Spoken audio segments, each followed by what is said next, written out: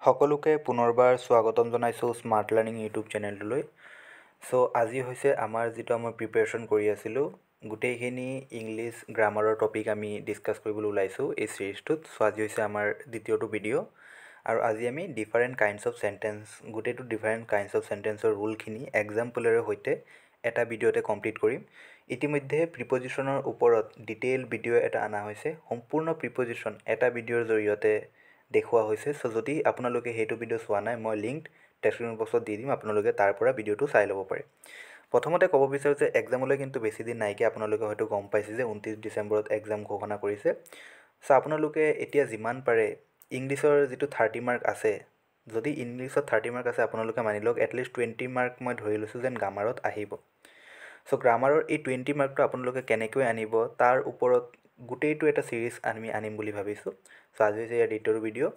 ব'লক ভিডিঅ'টো ষ্টাৰ্ট কৰোঁ। প্ৰথমতে আপোনালোকে চাব পাৰে ডিফাৰেণ্ট কাইণ্ডছ অফ চেণ্টেন্সেছ।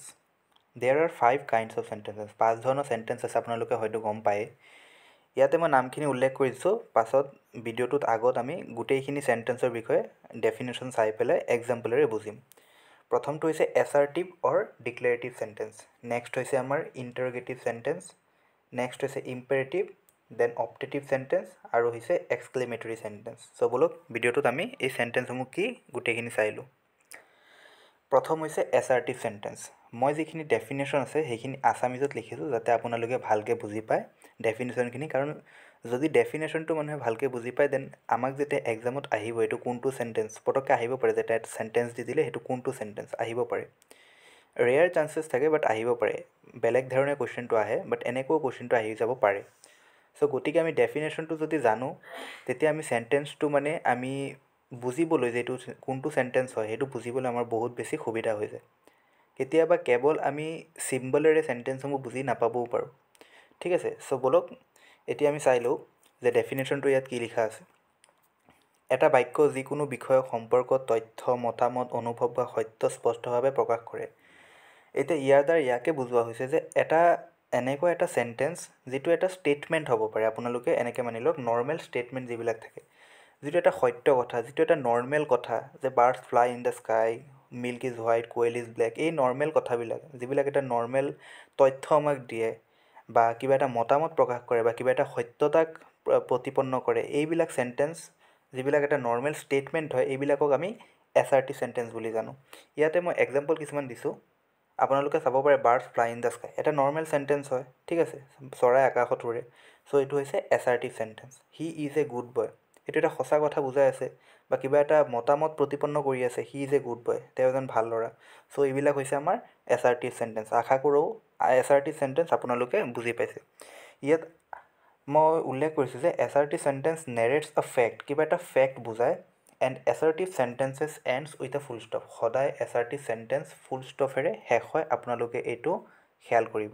ঠিক আছে, নেক্সট হৈছে এক্সাম্পল আৰু এটা দিছোঁ, Delhi is the capital of India. ঠিক আছে, Delhi is the capital of India, এইটো এটা এছাৰ্টিভ চেণ্টেন্স। আই হেট হিম, এইটো এটা নৰ্মেল চেণ্টেন্স, কিবা এটা মত প্ৰতিপন্ন কৰিছে। এইটো এটা কি হ'ব আমাৰ এছাৰ্টিভ চেণ্টেন্স।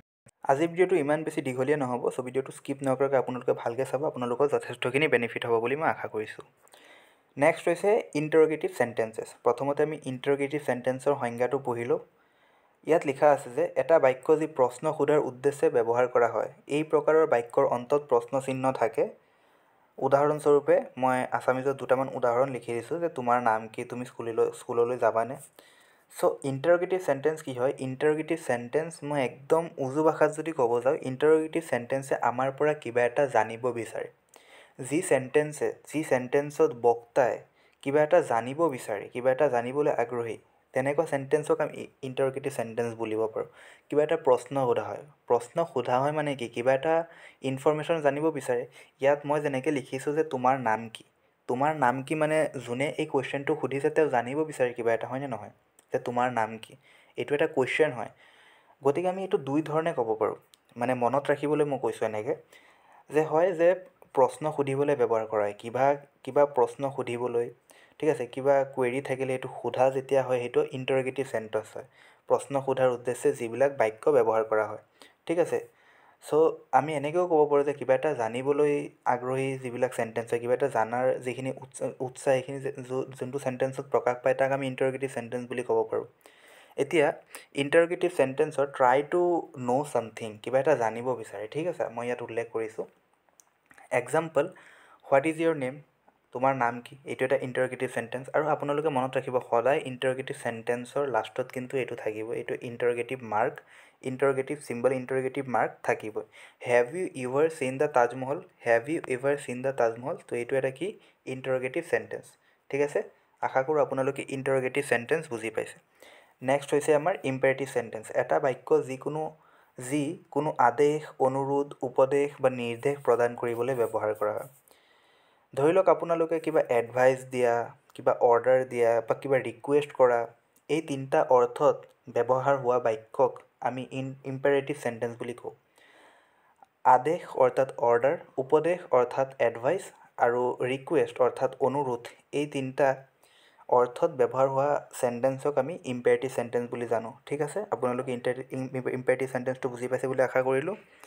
নেক্সট মই ইয়াত এক্সাম্পল দিছোঁ ডাইৰেক্ট, যে please give me a glass of water, please give me a glass of water, এইটো কি চেণ্টেঞ্চ হয়, এটা ইম্পেৰেটিভ চেণ্টেঞ্চ হয়। ইম্পেৰেটিভ চেণ্টেঞ্চৰ কোনটো ভাগত পৰে, অনুৰোধ ভাগটোক পৰে। ইয়াত ৰিকুৱেষ্ট কৰা হৈছে, প্লিজ, প্লিজ শব্দটো ইয়াত কি বুজাইছে, য'তে প্লিজ থাকিব, আপোনালোকে য'তে প্লিজ ৱৰ্ডটো দেখিব, প্লিজ থাকিলেই প্লিজে ৰিকুৱেষ্ট কৰা বুজায়। যদি কিবা এটা টানকৈ কোৱা হয় যে গ' দেয়াৰ এট ওৱান্স, গ' দেয়াৰ এট ওৱান্স, এইটো কি কৈছে, এইটো আমাক অৰ্ডাৰ দিছে, ঠিক আছে। গ' দেয়াৰ এট ওৱান্স হৈছে আমাক অৰ্ডাৰ দিছে। চ' অৰ্ডাৰ আৰু এটা আছিলে আমাৰ ৰিকুৱেষ্ট আৰু হৈছে এডভাইচ, এই তিনিটা যদি কিবা এটা চেণ্টেঞ্চত প্ৰকাশ পায় দেন সেইটো কি ইম্পেৰেটিভ চেণ্টেঞ্চ, ঠিক আছে। আশা কৰোঁ আপোনালোকে ইম্পেৰেটিভ চেণ্টেঞ্চ বুজি পাইছে। নেক্সট হৈছে আমাৰ অপটেটিভ চেণ্টেঞ্চ। ইয়াতে মই ডাঙৰকৈ এটা ডেফিনেশ্যন উল্লেখ কৰিছোঁ অপটেটিভ চেণ্টেঞ্চৰ, আপোনালোকে পঢ়ি চাব পাৰে। এটা বাক্য যি আশীৰ্বাদ, শুভকামনা, ইচ্ছা বা অভিলাষ প্ৰকাশ কৰে, সাধাৰণতে এই বাক্যত মই আশা কৰোঁ বা ইচ্ছা আদি শব্দ ব্যৱহাৰ হয়। উদাহৰণস্বৰূপে, ইচ্ছা কৰোঁ তোমাৰ দিনটো সুখময় হ'ব। ইয়াতে মই এটা উদাহৰণো দি দিছোঁ যাতে আপোনালোকে বেছি ভালকৈ বুজি পায়, আছামিজত লিখি দিছোঁ, তাৰপিছত মই ইংলিছত নেক্সট শ্লাইডত আকৌ বুজাই দিছোঁ। যে আপোনালোকে চাওক, এইবিলাক চেণ্টেঞ্চ যোনবিলাক চেণ্টেঞ্চত নেকি আশীৰ্বাদ দিয়া হয়, যোনবিলাক চেণ্টেঞ্চত কিবা এটা ইচ্ছা প্ৰকাশ কৰা হয়, কিবা এটা উইচ বা কিবা এটা আপোনালোকক, যেনেকৈ ইয়াত ইচ্ছা কৰোঁ তোমাৰ দিনটো ইয়াত ভাল যাওক, ইয়াত কিবা এটা ইচ্ছা কৰা হৈছে, কিবা এটা ইচ্ছা কৰা হয়, কিবা এটা আশা কৰা হয়, ঠিক আছে। এইবিলাক চেণ্টেঞ্চক আমি অপটেটিভ চেণ্টেঞ্চ বুলি জানো।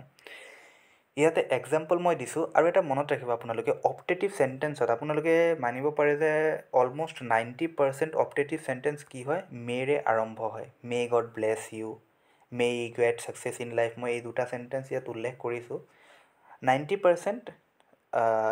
90% কেছত কি হয় যে মেৰে আৰম্ভ হয় অপটেটিভ চেণ্টেঞ্চ, মে আশা কৰোঁ, ইচ্ছা কৰোঁ, ঠিক আছে। চ' এনেকুৱা নহয় যে সদায় মেৰে আৰম্ভ হ'ব লাগিব, অলপ ব্যতিক্ৰম আছে। সেইকাৰণে মই কৈছোঁ যে 90%। প্ৰায় ক্ষেত্ৰতে দেখা যায় যে অপটেটিভ চেণ্টেঞ্চ সদায় মেৰে আৰম্ভ হোৱা দেখা যায়। কিন্তু আৰু এটা চেণ্টেঞ্চ মই এটা এক্সাম্পল দিলোঁ, লং লিভ দ্য মাদাৰলেণ্ড, ইয়াতো কিবা এটা উইচ কৰা হৈছে, কিবা এটা আশা কৰা হৈছে লং লিভ দ্য মাদাৰলেণ্ড চেণ্টেঞ্চটোত, কিন্তু তাততো মে নাইকিয়া। চ' সদায় কি হয় যে সদায় মে নাথাকে অপটেটিভ চেণ্টেঞ্চত, কিন্তু প্ৰায়ভাগ ক্ষেত্ৰতে মেৰে ষ্টাৰ্ট হোৱা দেখা যায়। চ' ইয়াত দুটা এক্সাম্পল দিছোঁ, আপোনালোকে হয়তো নিশ্চয় বুজি পাইছে অপটেটিভ চেণ্টেঞ্চ। নেক্সট আমাৰ শেষৰটো চেণ্টেঞ্চ হৈছে এক্সক্লেমেটৰী চেণ্টেঞ্চ। এটা বাক্য যি অনুভৱ, উদ্দীপনা, বিস্ময়, আনন্দ, দুখ বা আশ্চৰ্য প্ৰকাশ কৰে। একদম সহজ ভাষাত যদি ক'ব যাওঁ, এক্সক্লেমেটৰী চেণ্টেঞ্চ আপোনালোকে ৱৰ্ডটোৰ পৰাই ভালকৈ বুজি পাব পাৰে। এক্সক্লেমেটৰী চেণ্টেঞ্চ কিবা এটা আপোনালোকে ক'ব পাৰে যে কিবা এটা ফিলিংছ বা কিবা এটা ইম'শ্যন এক্সট্ৰিমলি এক্সপ্ৰেছড কৰে। সেইটো সুখৰ মনোভাৱো হ'ব পাৰে, সেইটো দুখৰ মনোভাৱো হ'ব পাৰে, কিবা এটা ধুনীয়া বস্তু চাই পেলাই যিটো আশ্চৰ্য হয় সেইটোও হ'ব পাৰে। কিবা এটা ফিলিংছ বা কিবা এটা পাৰ্টিকুলাৰ মুমেণ্টত কিবা এটা ইম'শ্যন যেতিয়া আমি expressed, not only expressed, extremely যেতিয়া এক্সপ্ৰেছড কৰোঁ, সেইটোৱে হৈ যায় আমাৰ এক্সক্লেমেটৰী চেণ্টেঞ্চ। ইয়াত চাব পাৰে, sentence by which an exclamation, feelings or emotion is expressed extremely, ঠিক আছে। এক্সট্ৰিমলি যেতিয়া আমি এক্সপ্ৰেছ কৰোঁ ইজ কল্ড এক্সক্লেমেটৰী চেণ্টেঞ্চ। ইয়াত মই বহুতকেইটা এক্সাম্পল দিছোঁ, আপোনালোকে হয়তো নিশ্চয় বুজি পাব। এক্সাম্পলবিলাক আপোনালোকে চাব পাৰে, হোৱাট আ বিউটিফুল ডে, ইয়াত এক্সট্ৰিমলি কিবা এটা বহুত বেছি ভাল লাগিছে। কাৰোবাৰ কোনোবাই বক্তাই কথাটো কৈছে, স্পীকাৰে যে কথাটো কৈছে, তেওঁৰ বহুত বেছি ভাল লাগিছে আজিৰ দিনটো। What a beautiful day, extremely কিবা এটা এক্সপ্ৰেছ কৰিছে, হয়। সেইকাৰণে কি হ'ল ইয়াত এইটো হৈ যাব আমাৰ এক্সক্লেমেটৰী চেণ্টেন্স। এক্সক্লেমেটৰী মাৰ্কো লগাইছে লাষ্টত, এক্সক্লেমেটৰী মাৰ্ক হয়। How amazing this place is, এই ঠাইখন কিমান ধুনীয়া, এক্সট্ৰিমলি এক্সপ্ৰেছ কৰিছে, সেইকাৰণে exclamatory sentence. Oh' no' I forgot my case, wow that's incredible, alas we lost the match, ইয়াত কি দুখ প্ৰকাশ কৰিছে, ঠিক আছে। চ' ইয়াতো এক্সক্লেমেটৰী চেণ্টেন্স, এক্সট্ৰিমলি প্ৰকাশ কৰিছে।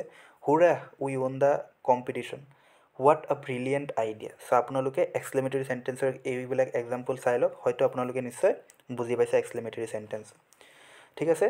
চ' আজিৰ ভিডিঅ'টোত ইমানেই। আজি কেনেকুৱা লাগিছে ভিডিঅ'টো জনাব।